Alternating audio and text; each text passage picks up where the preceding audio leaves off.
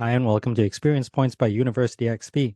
On Experience Points, we explore different ways we can learn from games. I'm your host, Dave Ang from Games-Based Learning by University XP. Find out more by going to universityxp.com. On today's episode, we'll discuss the concepts of liminality, transition, and games. The term liminal space may not be familiar to you, but if you've ever made a transition from a physical place, a mental space, or experienced anything that you would ever consider life-changing or transformative, then you may have already experienced liminality. But what exactly is liminality? Why is it important?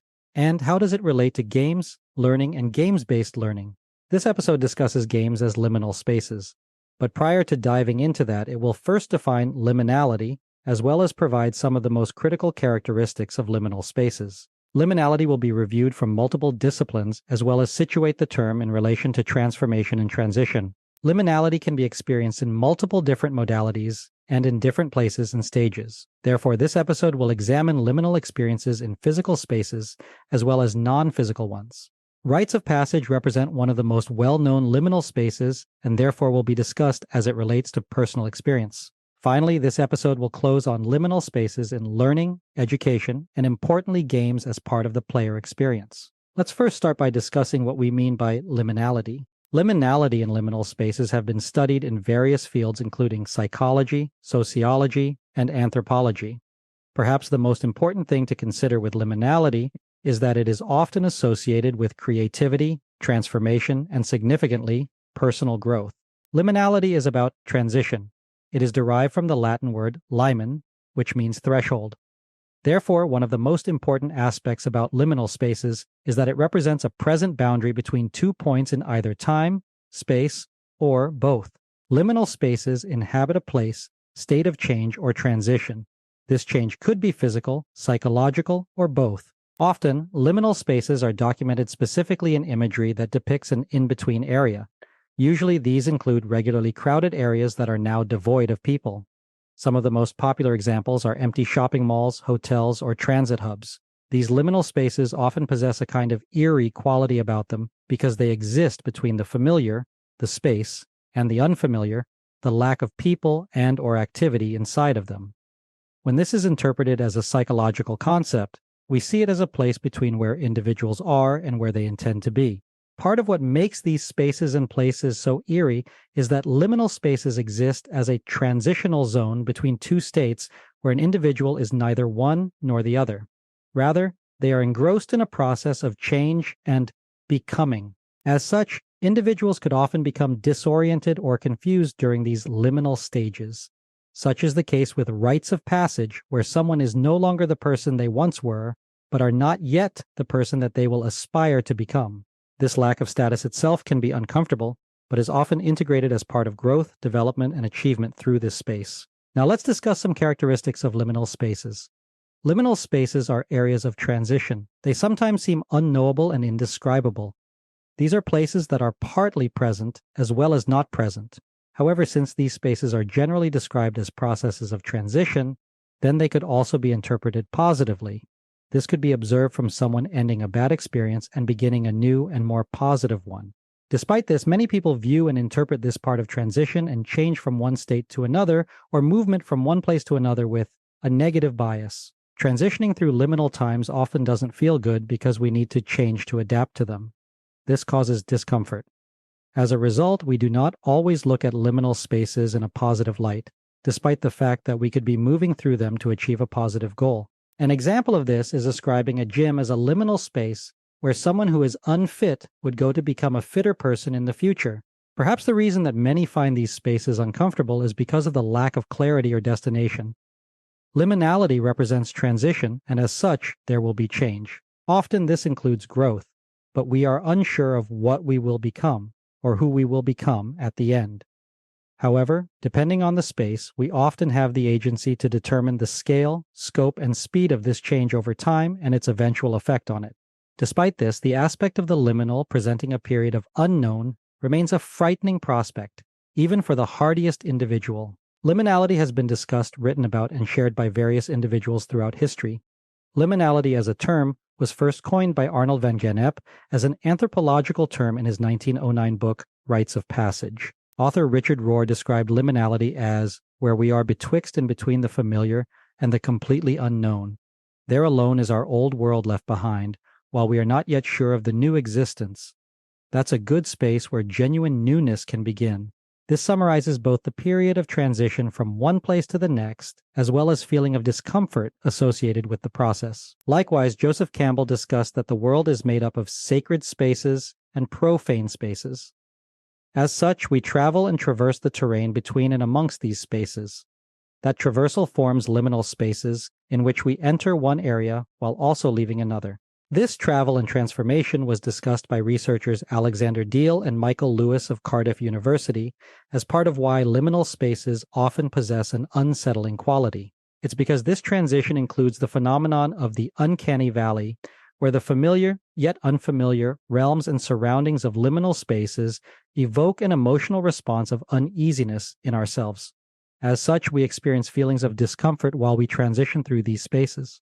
The common characteristics for all applications of liminal spaces is the transformation of the individual and the transition from one state to another. This transitory process is important to understand prior to examining liminality in learning, education, and especially games.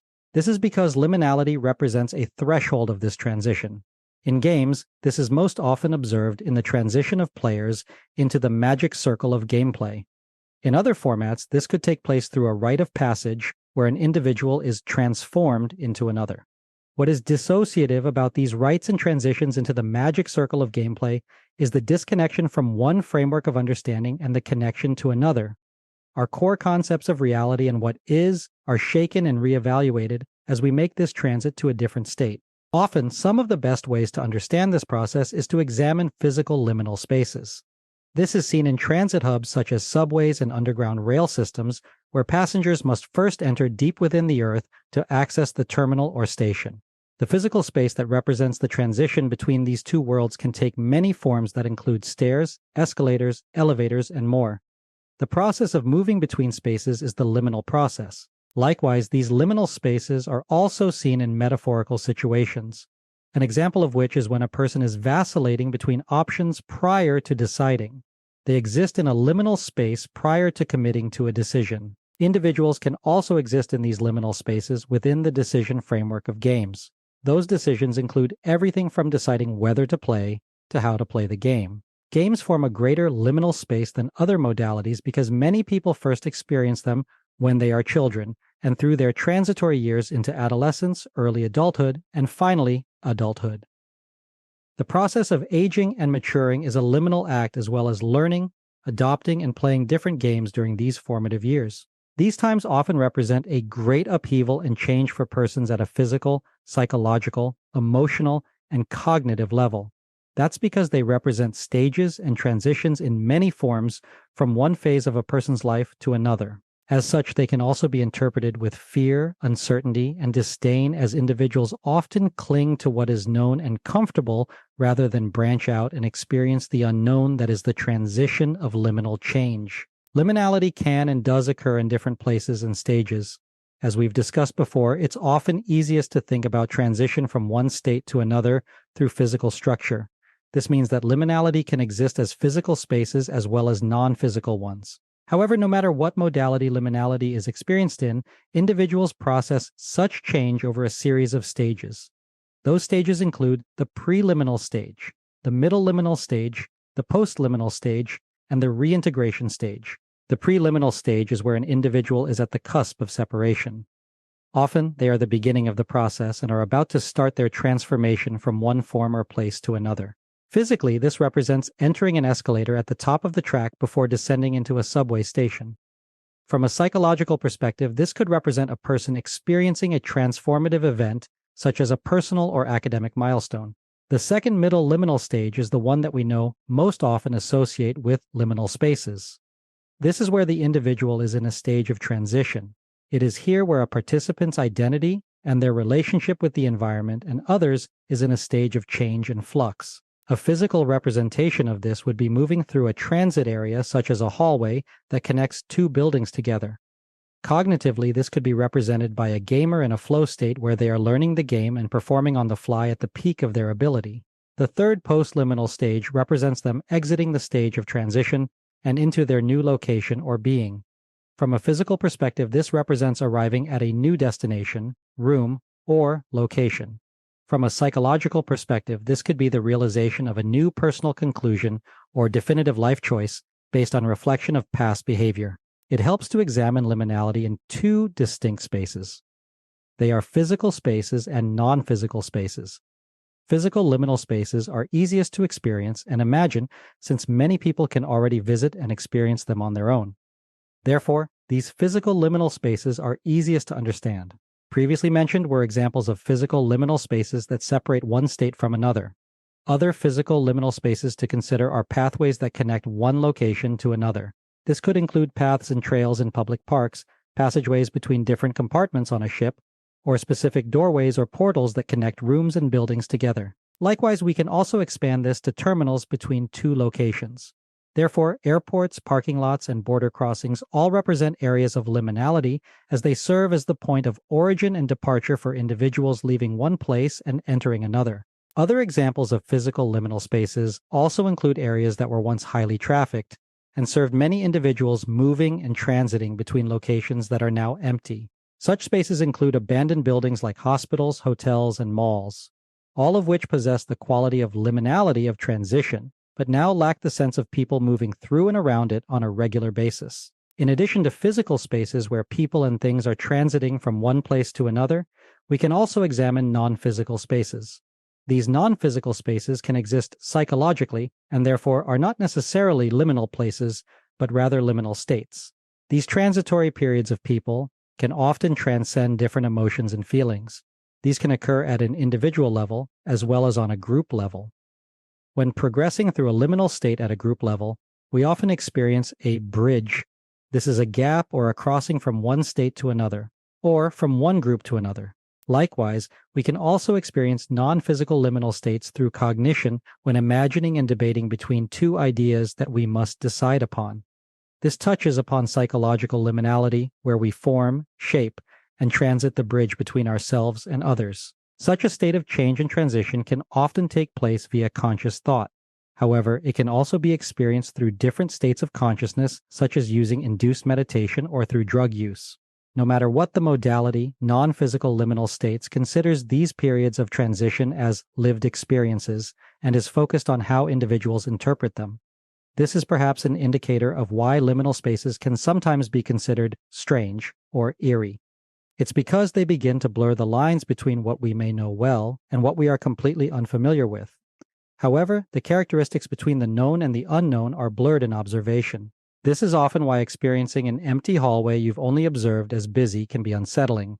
You recognize the hallway but have never observed it devoid of anyone else. Likewise, non-physical liminal states can also be eerie as we reconcile how we can experience familiar feelings. An example is experiencing something like happiness in unhappy circumstances, like getting caught in the rain, or when we experience a strong emotion through another medium, such as when consuming alcohol. Now, let's cover different rites of passage as part of liminal spaces. So far, we've discussed that liminal places and spaces are areas of transition from one state to another. These can occur within a particular structure, such as with games, or within a known physical framework, such as moving from one room to another via a hallway.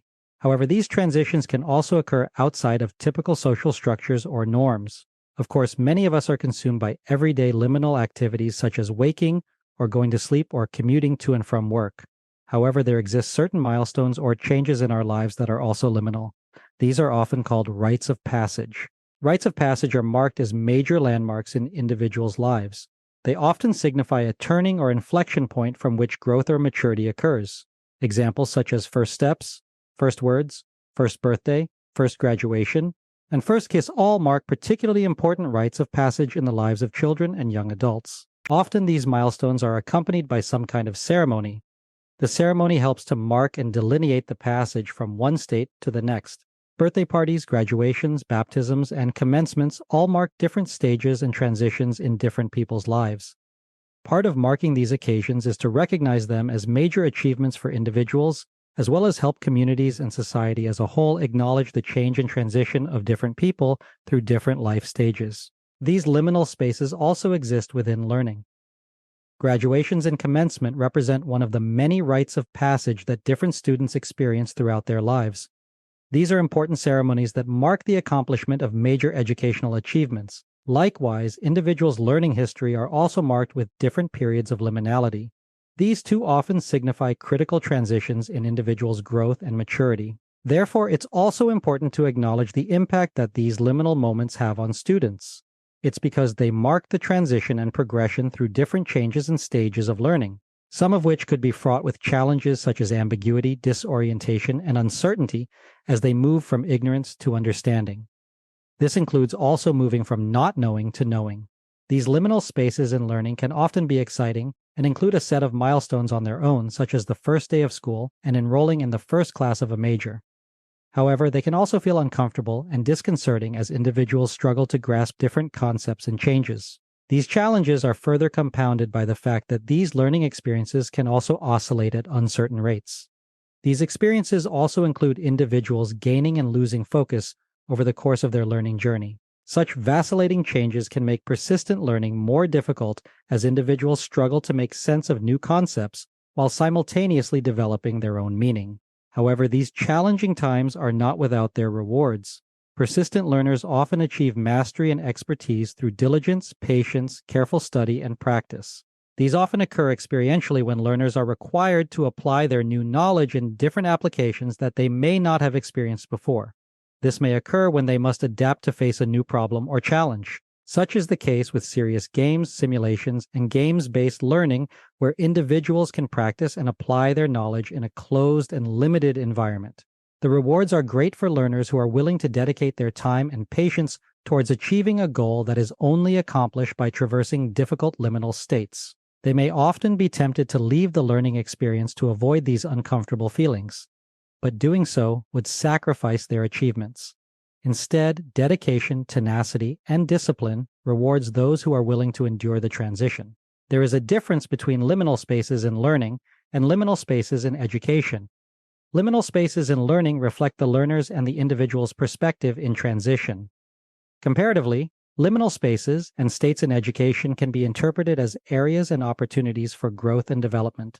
Education represents a framework for liminality, as it can provide learners with an opportunity to reflect on their own current understanding and assumptions. Experiential education focuses on this through reflection activities of learners, where they are asked to question their given assumptions as well as explore new possibilities.